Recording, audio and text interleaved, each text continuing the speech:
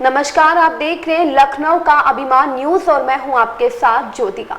आइए रुक करते हैं खबर की ओर। आज जो परिस्थितियां बनी है वो देश के लिए सही नहीं।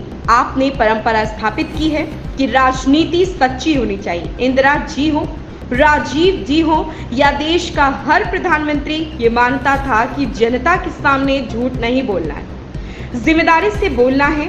आज देखिए प्रधानमंत्री ने क्या हालत बना रखी। एक दिन कुछ कहते हैं, अगले दिन खुद खंडन कर देते हैं। इनकी बातों में कोई वजन ही नहीं। आज जो परिस्थितियां बनी है वो देश के लिए सही नहीं है।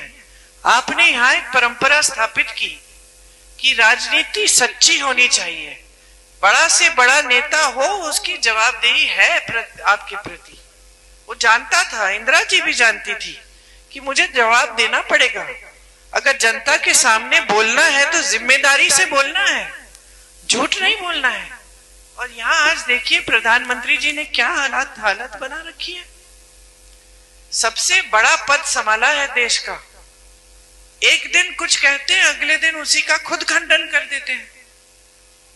पूरे चुनाव में उनका प्रयास रहा है, महीनों से ये प्रयास कर रहे हैं कि ये तीसरा चुनाव है हमारा, इसको भी हम हिंदू मुसलमान करके सत्ता लेंगे। अब जनता उब चुकी है, जनता समझ गई है कि भाई दो चुनाव तो आपको हमने जिता दिए। धर्म के आधार पर आपने हमें कहा भगवान के नाम वोट दे दीजिए, धर्म के आधार पर आपने वोट मांगा, हमने 2 बार तो आपको जिता दिया। अब जनता समझ रही है कि हमने तो जिता दिया, आपको सत्ता मिल गई, आप इतने बड़े भी बन गए, अहंकारी भी बन गए कि हमारे बीच आना बंद कर दिया। हमारे लिए आपने कौन सा ऐसा काम किया है जिसके आधार पर हम आपको फिर से वोट दें? तो जनता अब सुनना नहीं चाह रही है। तो इन्होंने तमाम प्रचार अभी तक तो किया है धर्म के आधार पर। अब 2 दिन पहले अपने नामांकन के लिए आए, पत्रकारों के साथ वार्तालाप कर रहे थे। पत्रकारों को कह दिया कि हमने तो कभी कहा ही नहीं है हिंदू मुसलमान।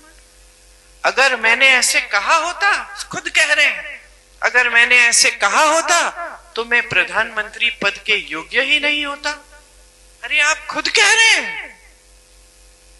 अगले दिन सुनिए, यहां कहानी खत्म नहीं होती। अगले दिन महाराष्ट्र जाते हैं प्रचार के लिए, महाराष्ट्र में जाके फिर वही हिंदू मुस्लिम प्रचार। तो आपकी बातों में वजन ही नहीं रहा। आप देश के प्रधानमंत्री हैं, जनता जान नहीं रही है कि आप क्या कहना चाह रहे हैं। एक दिन कुछ कहते हैं, अगले दिन कुछ और कहते हैं, फिर अगले दिन कुछ और कहते हैं। एक दिन कहते हैं 15 लाख रुपए हम आप सबके खाते में डाल देंगे, अगले दिन कहते हैं चुनावी जुमला था। एक दिन कहते हैं कि कांग्रेस पार्टी आपकी भैंस चुरा लेगी। सचमुच सावधान रहो, अब कांग्रेस पार्टी के नेता आ गए, अब भैंस चुराएंगे हम, सावधान रहो। कभी कहते हैं कि कांग्रेस पार्टी की ये साजिश है कि आपके मंगलसूत्र लेकर किसी और को दे देंगे।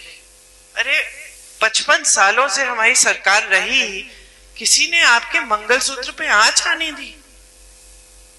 इंदिरा जी ने अपने गहने देश को दे दिए थे जब जंग था।